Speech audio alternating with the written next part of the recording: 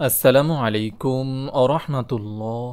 মানুষ গরিব হয়ে যায় বা মানুষের রিজিক সংকীর্ণ হয়ে যায় যে পাঁচটি আমল না করার কারণে, তা হল নম্বর ১, যারা তাকওয়া অবলম্বন করে না আল্লাহ তাআলা তাদেরকে সংকীর্ণতার মধ্যে রাখেন। পবিত্র কোরআনে মহান আল্লাহ তাআলা বলেন, যে ব্যক্তি আল্লাহকে ভয় করে আল্লাহ তার জন্য রিজিকের পথ বের করে দেবেন আর তাকে তার ধারণাতীত উৎস থেকে রিজিক দান করবেন। যে ব্যক্তি আল্লাহর উপর নির্ভর করে তার জন্য আল্লাহই যথেষ্ট। আল্লাহ তাআলা তার ইচ্ছা পূর্ণ করবেনই। আল্লাহ তাআলা সবকিছুর জন্য স্থির করেছেন নির্দিষ্ট মাত্রা। সূরা তলাক আয়াত ২ থেকে ৩।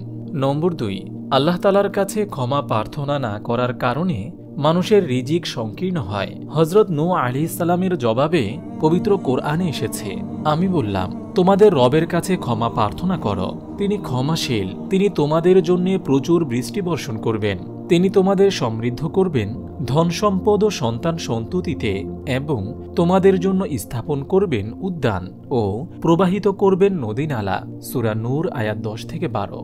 নম্বর ৩, আত্মীয়তার সম্পর্ক রক্ষা করার কারণে।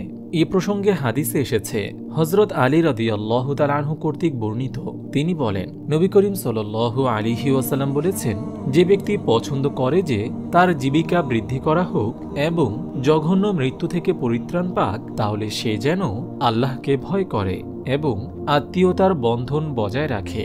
সহিহ বুখারী হাদিস নম্বর ৫৯৮৫। নম্বর ৪, আল্লাহর ওপর ভরসা না করার কারণে রিজিক সংকীর্ণ হয়ে যায়। হযরত উমর ইবনুল খাত্তাব রাদিয়াল্লাহু তাআলা আনহু থেকে বর্ণিত, রাসূল সাল্লাল্লাহু আলাইহি ওয়াসাল্লাম বলেছেন, তোমরা যদি আল্লাহর ওপর যথাযথ ভরসা করো তাহলে তোমাদের জীবিকা দেওয়া হবে সেভাবেই যেভাবে পাখি রিজিক প্রাপ্ত হয়। পাখি সকালে ক্ষুধার্ত অবস্থায় বের হয় এবং পেট পূরণ করে সন্ধ্যায় বাসায় ফেরে। তিরমিজি হাদিস নম্বর ২৩৪৪।